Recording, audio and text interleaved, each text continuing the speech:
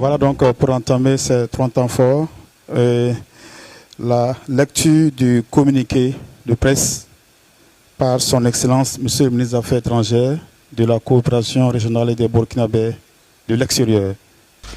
Les ministres ont noté les avancées majeures enregistrées dans la consolidation de la Confédération des États du Sahel sous la présidence de son Excellence le général d'armée Assimi Goïta, président de la transition, chef de l'État de la République du Mali, depuis le sommet du 6 juillet 2024 tenu à Niamey.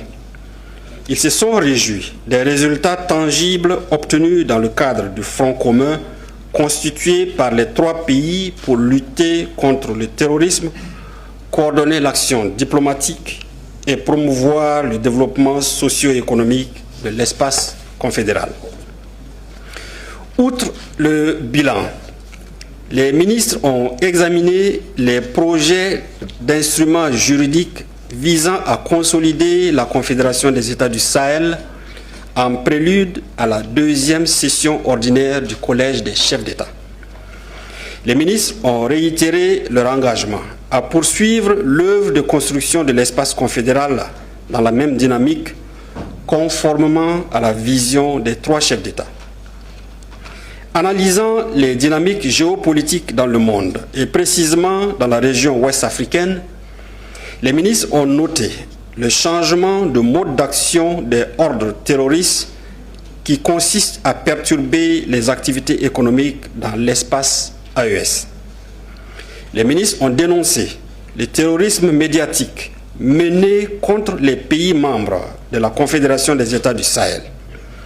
À cet égard, ils ont condamné fermement la récente campagne ourdie contre le Mali et ont exprimé leur solidarité et leur soutien au gouvernement et au peuple malien dans leur lutte contre les terroristes et leurs sponsors. En outre, ils ont salué la résilience et le courage du peuple malien.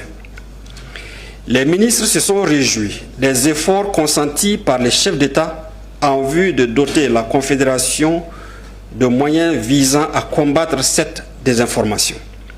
Dans cette dynamique, les ministres se sont réjouis du lancement ce jour à Ouagadougou de la radio AES Dandé Liptako, dédiée à la promotion du narratif de la Confédération et à la mobilisation des populations autour des idéaux et enjeux de la Confédération. Les ministres ont adressé une motion spéciale de remerciement